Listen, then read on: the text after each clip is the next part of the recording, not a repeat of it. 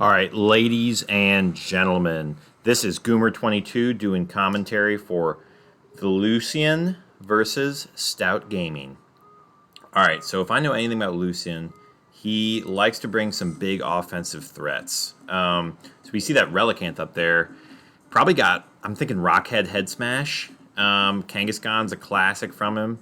Got Prankster mode, although the Prankster from Lucian is going to be potentially hindered by this Indeedee Psychic Surge, if that's what Dan brought. You know, I see the Lipard could combo with Unburden, although it has Focus Sash, so this Lipard might be a Prankster set. Who knows?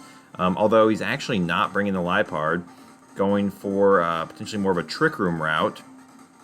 We know Lucian says Trick Room equals barbecue chicken, so we're going to see how he plans to cook up this Trick Room mode from Dan.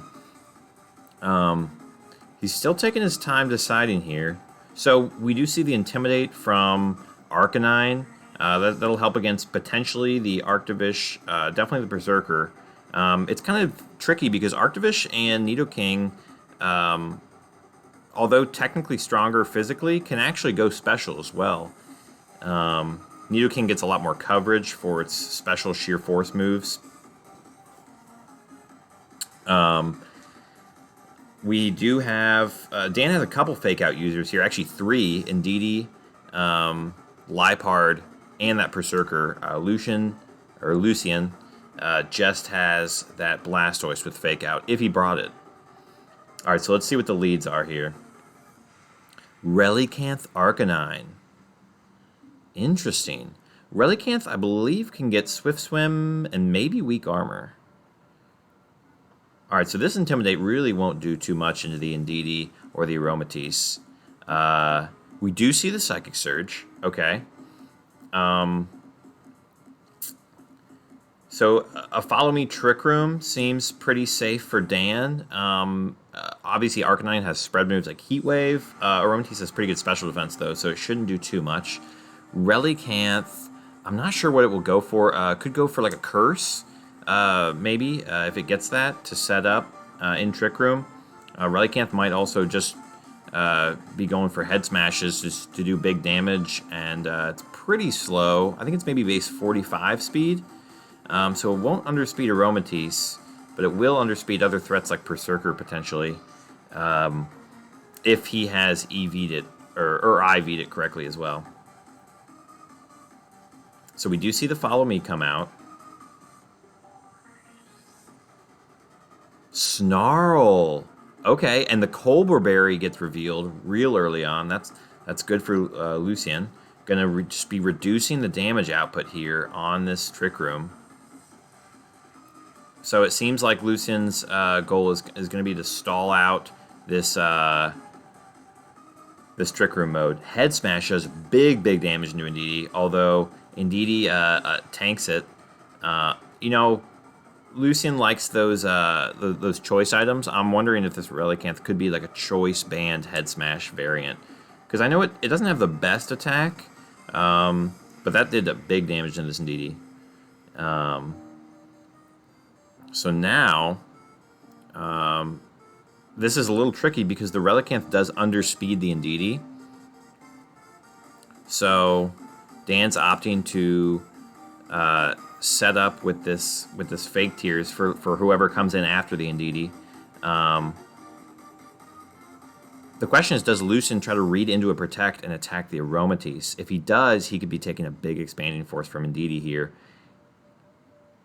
Withdraws the Arcanine, so it all depends on who this Relicanth attacked into.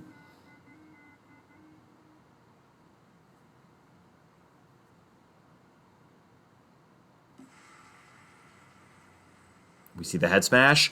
He did target the Aromatisse, and he is about to eat a big Expanding Force. I believe Relicanth can also be sturdy, but since it's not taking recoil, we know it's got this Rock Head ability. That actually ate the Expanding Force better than I thought. I'm not sure if this is just a bulky Indeedee, or if Relicanth might be AV or something. I know Relicanth has good defense. I think its special defense is just okay, though. Although the Expanding Force didn't do too much into the Blastoise, so it might be a bulkier variant. Dan's in a little bit of a tricky position here. He's wasted 2 turns of Trick Room. After this turn, he'll only have 2 turns of Trick Room left. Lucian's taking a little bit of damage, but his Mons are a little bit healthier than Dan's. This Blastoise won't be able to fake out, so I wonder what it's going for. Aromatisse Moonblast. Will it be able to finish off this Relicanth? It does. That's big, because now the Indeedee might be able to get a move off before this Blastoise. And it does. Expanding Force single target. Going to do a little bit more. A Muddy Water from Blastoise, just opting to avoid those follow me mind games, apparently. And Aromatisse, ooh, does get the accuracy drop, but survives, so that's good. And the Berry pops. It's got the Aguave Berry. Alright, so they're actually, they both are down to 3 Mons, and they each have a Mon with about a third health. Nidoking Arctovish in the back. Although, the problem here is, I think Dan might run out of Trick Room turns. Lucian might be able to stall it out, and then the question is, will Dan's Pokemon be able to clean up outside of Trick Room? It looked like Lucian's team was naturally a little bit faster. This Dragonite, though, doesn't necessarily want to go up against a Nidoking and an Aromatisse. If it has Multiscale, the Aromatisse can break that with the Moonblast. Or he can opt to set up this Reflect. Nidoking carrying this Ice Beam with Sheer Force, although might be reading into a Protect from Dragonite, and just opting to get rid of this Blastoise. Dragonite does have Extreme Speed, which can move first in Trick Room. However, the Psychic Terrain prevents that, so that's really, really nice for Dan.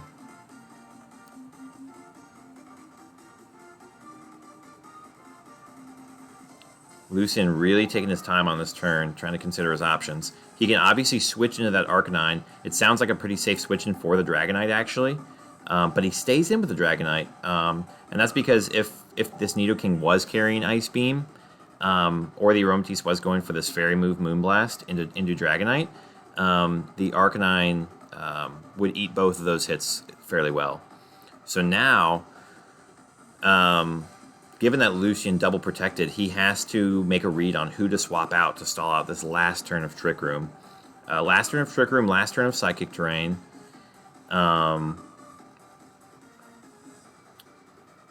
So the question is, who does Dan take out? I think targeting the Blastoise is probably a better move, because the Aromatisse, the Arctovish should be able to deal with the Dragonite, but although if it has Freeze Dry, it could deal with the Blastoise as well. So it all depends on what kind of set Dan brought. It looked like he had Power Herb, which would indicate a special set. So the Aromatisse does opt to Fake Tears into the Dragonite. And it reveals the White Herb. Wow. So that means it's definitely not Inner Focus. And it survives the Ice Beam because of that. Oh, and Nidoking avoids the Muddy Water. That's big. I assume it would be a 2-hit KO on Nidoking, although we don't get to see that. Dragonite reveals Waterfall. With the Muddy Water damage, that Nidoking might go down. And now we have a tricky scenario. This Muddy Water, you know, if Blastoise goes for the Muddy Water, it could potentially miss the Aromatisse, and then Dan could get Trick Room up and sweep with Aromatisse in the back. Or clean up, rather. We see the Hydro Pump, Meteor Beam, Ice Beam. This is a tricky position for Dan. Lucian's got the speed advantage, but his Mons are unhealthy. He needs to get rid of this Aromatisse and prevent that Trick Room setup if he wants to have any sort of chance here, I think. Throws in the Arctovish to take those water moves. Dragonite goes for the Rock Slide. Aromatisse avoids! Oh no, what did this Blastoise go for? I don't even know if a Muddy Water picks up. No. Okay, he gets the Water Absorb to heal back that Rock Slide damage. That's really big. He hits the Aromatisse, does it KO. If he gets this Trick Room, It might be GG. Oh, that was close. So now, the question is, can Dan finish this out with the Arctivish and the Nidoking? I don't think we saw Protect on this Nidoking, which means the Arctivish is going to have to clean this up. We saw the Rock Slide from Dragonite, although it didn't do too much from Arctivish, so that's not bad. We still don't know the Blastoise's item.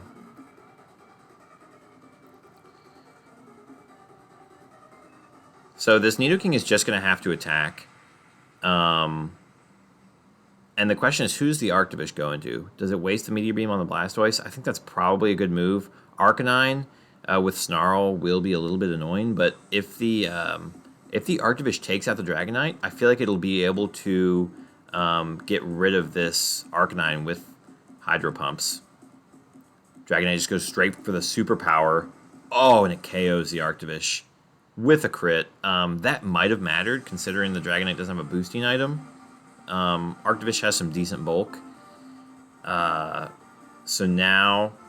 And Blastoise reveals the Aura Sphere, so he was double targeting that that Arctivish, maybe to cover for Chople Berry, or just any sort of bulk, Sash.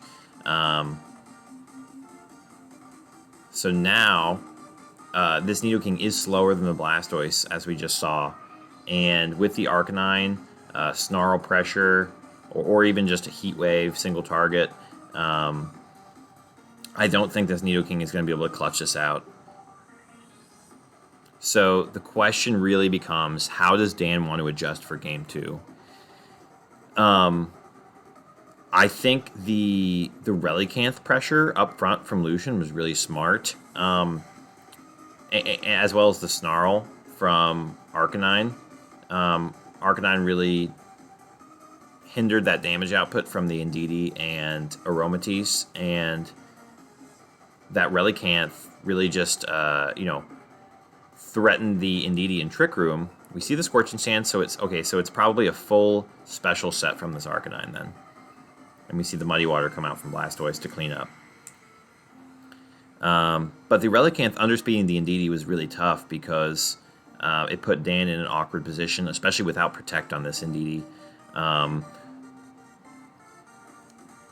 So Lucian takes Game 1.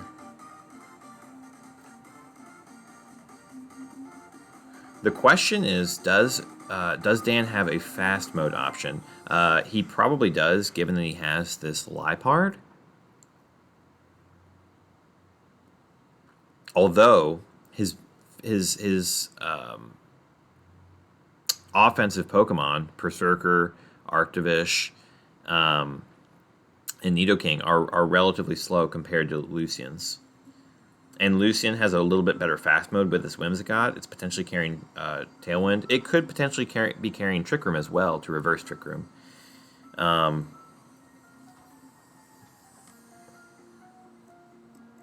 So we see the Aromatisse, Arctivish, Liepard, and he opts to leave the Berserker on the bench again. Knowing that Lucian is Intimidate and that he has Superpower and Aura Sphere, I think leaving the Berserker on the bench is probably a good move. The question is, will this Liepard be able to support Dan's fast mode well enough? It could be carrying Thunder Wave to give Dan the speed advantage as well. That could be an option. The other question is, if Lucian brings this Kangaskhan, is it Inner Focus or Scrappy? Because if it's Inner Focus, the Liepard won't be able to fake it out. This Dragonite, we did see it live the Ice Beam, indicating it's probably multi-scale, and with White Herb, that's probably to protect against Intimidates. So I'm guessing, or potentially Charms, but I'm guessing with the White Herb, it's probably not Inner Focus. Lucian locks in at the last moment. So the other question is, does Lucian stick with the same game plan or try to adjust, predicting Dan's adjustment here?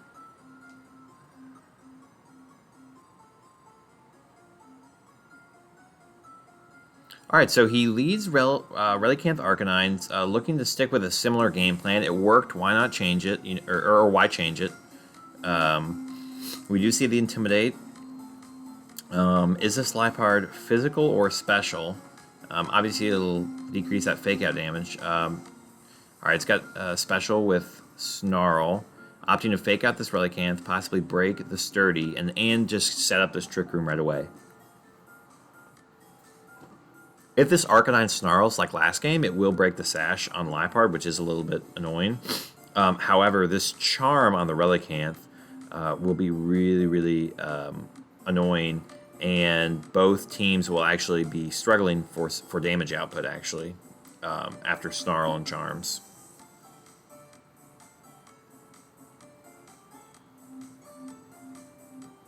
So we don't see any Protects come out. And the Arcanine actually goes for a close combat into the Liepard. Uh-oh. So now, this Liepard and Aromatisse are both are not going to have their damage output reduced. And this Aromatisse has set up Trick Room and can throw off a big Moonblast into, or even a Fake Tears into Relicanth or Arcanine. The question now is, does Dan save the Liepard for Fake Out pressure or go for Charms into the Relicanth? The Arcanine's special, so it doesn't really make sense there. The problem is, I don't know that a Fake Tears Moonblast will take out this Relicanth. It could without the Snarl, based on last game's damage, so Dan might opt to go for that. We haven't seen Protect out of this Relicanth either. The other problem is, does Arcanine opt to switch out here and save that Intimidate, or just go for the Snarl? So Arcanine's staying in. It might go for the Snarl to pick up this Liepard and reduce the damage on this Aromatisse. But if Dan can get rid of this Relicanth with the Moonblast, I think he has a good chance. Ooh. Relicanth sets up Substitute, barely survives. Arcanine goes for the Snarl. That was a risky play by Lucian. Although, now Dan is going to have to double into this Relicanth to take it out. And Relicanth, depending on how it's EV'd, it should underspeed this Arctovish, has a lower base speed. And now I think it's tricky because Dan's already wasted 2 turns of Trick Room. This is the 3rd. Although this Arcanine doesn't really seem like it has too much to hit the Aromatisse. It's got Close Combat, Scorching Sands, and Snarl. So this Aromatisse really probably won't take too much damage except from the Relicanth. And then if it survives through all these Trick Room turns and is able to set up a second Trick Room, I think that'll put Dan in good position. But nothing really wants to eat a Meteor Beam from this Arctovish. And after getting that +1, it'll start doing big damage. We do see the Protect from Relicanth, so we know it has Protect, Substitute, and Head Smash. Aromatisse goes for the Moonblast. Now, if this Blastoise is carrying Fake Out, that could really help out with giving Lucian some momentum here. Because that means Dan for sure will not be able to double into this Relicanth. So Lucian has a relatively safe Fake Out into the Aromatisse and Head Smash into the Arctovish. Now Nidoking's going to eat that hit well. Okay, so he fakes out the Arctovish. And now who does this Relicanth go into? That's the question. Head Smash, he does connect and goes into the Nidoking. Wow. And that was big damage. Okay, a crit. That makes sense. That was big damage. Oh my goodness. From a resisted hit and a Relicanth. Not known for its damage output. So, there is one more turn of Trick Room. We have seen Protect on both. So, Lucian could opt to double stall out this Trick Room. Not having Protect on Nidoking could be a problem here. because I think after this turn, Dan's going to want to set up Trick Room safely. Aromatisse can't be taunted, and it really hasn't taken any damage. So Dan looks like he does have a good opportunity to set up Trick Room again. However, okay, he sends out the Dragonite. This Thunderbolt will break the multi-scale. But yeah. So Dan wants to set up Trick Room again. However, without Protect on this Nidoking, he's going to be taking damage if Lucian targets that slot. Unless the Relicanth just targets the Nidoking right now. And oh, no, sorry. It protected. So now, the question is, what does Dan go for? And I think targeting the Relicanth is probably safe. Although, if this Dragonite is going for a Waterfall, a switch into Arctivish would be huge. So it all depends on whether Lucian wants to make the read that Dan's switching out this Nidoking, or does he want to, just target this Nidoking with a Waterfall? It's a little tricky because Superpower really won't do too much, and it'll lower its attack output. He does make the read. But he goes into Aromatisse, surprisingly. I think Dan had a relatively safe Trick Room. He does return his stats to normal. That's a really nice tech. Relicanth goes down here. I think Nidoking is sort of free to clean up most of the Pokemon here. It can one-shot the Dragonite. I don't know if it can one-shot the Blastoise. It can one-shot the Arcanine, most likely. Unless the Arcanine is Shuka. I don't know if we've seen the Arcanine's item either. I don't think a Thunderbolt will KO this Blastoise. It's not Stab. With the Aromatisse Fake Tears, it will, though. However, then you risk the Dragonite waterfalling into Nidoking and taking you out. But at that point, without the Blastoise, Nidoking or Arctivish should be able to clean up, potentially. The issue here is that who is Lucian going to fake out? Because neither of Dan's Mons can protect. So Lucian, is relatively free to fake out into this Nidoking. Aromatisse going for the Moonblast into the Dragonite.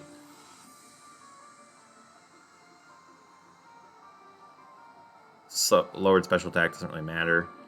Just goes for the Waterfall. Into the Aromatisse again. So he's really trying to get rid of this this Trick Room option. However, Nidoking's damage output is pretty good. So I'm surprised he's not targeting the Nidoking. The other thing is, Lucian does have a potential way to solve this Trick Room. He has Protect on both Mons. He can also swap in the Arcanine for the Blastoise to eat this Thunderbolt. The issue is, if he does double Protect this turn, Dan knows he can get free damage into either one, assuming Lucian doesn't go for a double Protect.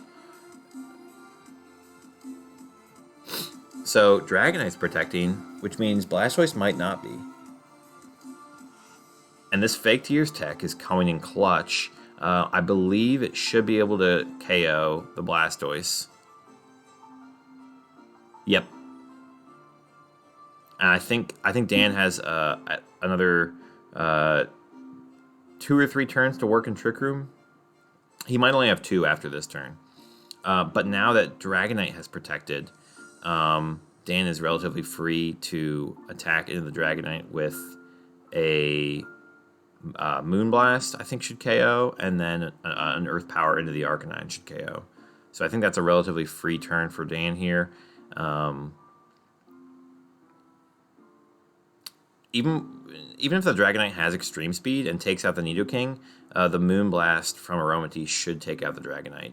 And then the question is, can Arcanine clutch it out against this Arctivish?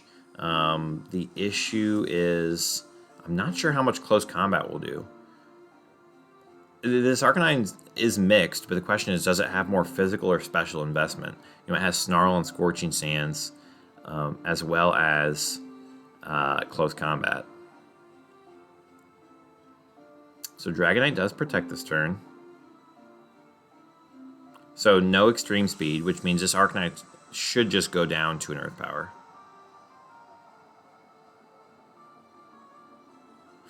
It survives. Is that AV Arcanine? It is. I'm guessing it's most likely AV because we saw the fourth move here, Heat Wave. So now one more turn of Trick Room, and this Dragonite we've seen Superpower, Protect, Waterfall. It could have Extreme Speed as the last move, or maybe a stab move like Dragon Claw or Dual Wing Beat. Dragonite goes for the double and fails. So Dan should clean this matchup. Moonblast into the Arcanine. Knows it doesn't have Protect. And King goes for the safe Ice Beam into Dragonite. Alright, so Dan is going to pick up Game 2. We're going to a Game 3, folks. We are going to a Game 3. So I think Dan's adjustment there was really nice, not bringing the Indeedee. The Psychic Surge did allow Lucian to get Fake Out off. But I think Dan kept the Aromatisse healthy, which was nice. I think that's going to be a bigger target for Lucian this next game. If he lets this Aromatisse stay healthy and set up multiple Trick Rooms per game, I think Dan is going to win this. But if Aromatisse can only get off one Trick Room, I think that puts Lucian in good position. So now Dan's opting to go back to his Game 1 strategy, it looks like.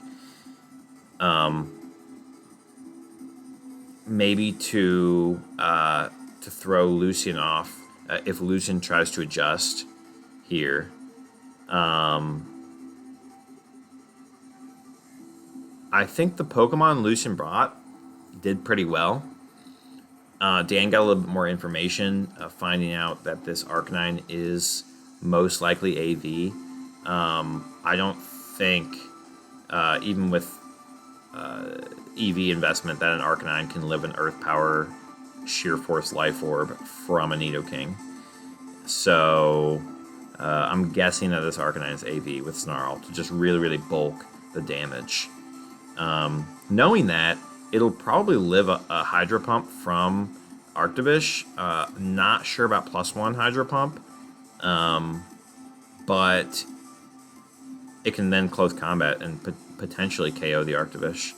So that's sort of tricky for Dan.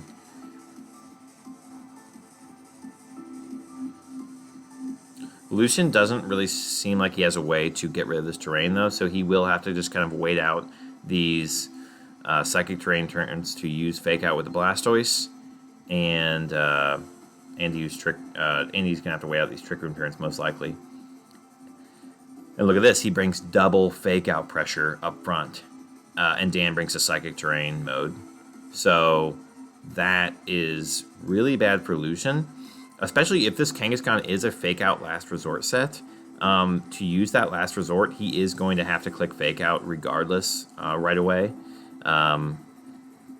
So if Dan does see the Fake Out, I think that's a good indicator that this Kangaskhan is a Last Resort set. This Blastoise can obviously go for a Muddy Water, but I think not having that Snarl pressure from Arcanine up front is really, really bad for Lucian here.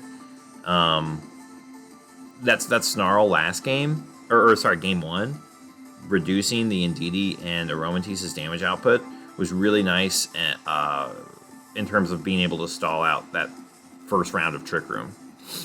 But now, I'm not sure what Lucian's going to go for. He could go for a Water Spout with the Blastoise. Although, actually, no, I think it... Oh, it has Giga Impact. Is it Choice Band Giga Impact? Wow. That might be banded. And actually, yeah, we've seen all 4 moves from the Blastoise: Muddy Water, Aura Sphere, Protect, Fake Out. So it definitely doesn't have Water Spout. No accuracy drop, and it hits the Muddy Water. It does decent damage. The Nidoking can't, or sorry, the Kangaskhan can't switch out here. It's kind of stuck. So Dan can get free damage off on it. Losing that Indeedee right away is really, really bad, though. So the question is, who does he bring out? So this is a tricky situation because if Dan doesn't target the Blastoise, it can get a free Muddy Water off. But if the Blastoise protects and Dan doubles with that Fake Tears Thunderbolt combo, it gives that Kangaskhan turn to recharge and throw up another big Giga Impact, potentially KOing this Aromatisse. So a Fake Tears and damaging move into the Kangaskhan is a little more free here. And that looks like it's what Dan's going to go for. Or does he... Okay, so he opts for a mid-ground play. Fake Tears the Blastoise to KO at the next turn, potentially. And Sludge Bomb into the Kangaskhan. This Kangaskhan, it could be Silk Scarf, it could be Banded, we're not really sure. Based on that damage, a Moonblast could potentially KO the Aromatisse. Or sorry, a Moonblast from the Aromatisse could potentially KO the Kangaskhan. So this is turn 3 of Trick Room. A Thunderbolt into the Blastoise should KO. Now the question is, does the Blastoise protect? Does the Kangaskhan switch out? I'm wondering what Lucian does here, because a Moonblast might KO. If it doesn't, that's really bad, and Kangaskhan has a chance to KO this Aromatisse, and that would put Lucian in really good position. He does withdraw the Kangaskhan for the Relicanth. And Blastoise protects. I think that's a really, really good move from Lucian. This Nidoking doesn't have Protect, and I don't think this Moonblast is a 2-hit KO, unless it crits.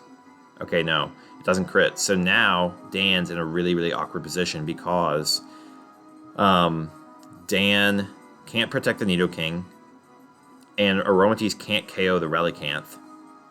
So Relicanth is sort of free to just take out this Nidoking, and then Blastoise can freely just attack into this Aromatisse. And I believe there's only one more turn of Trick Room after this.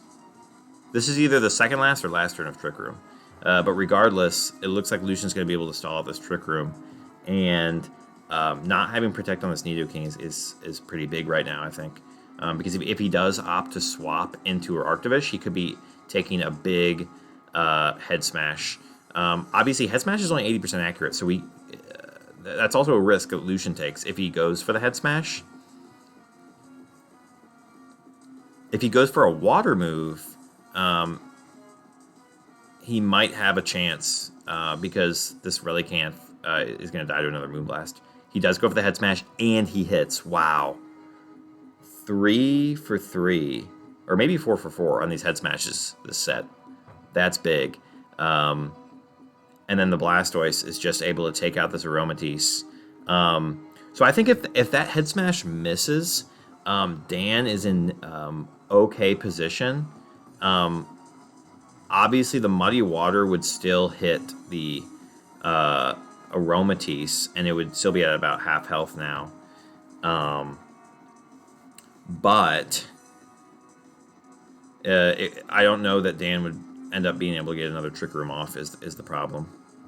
So now the Blastoise and the Relicanth can double protect to stall this last turn of Trick Room if they want.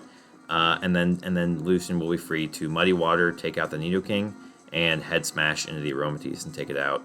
Because Relicanth is faster than Aromatisse.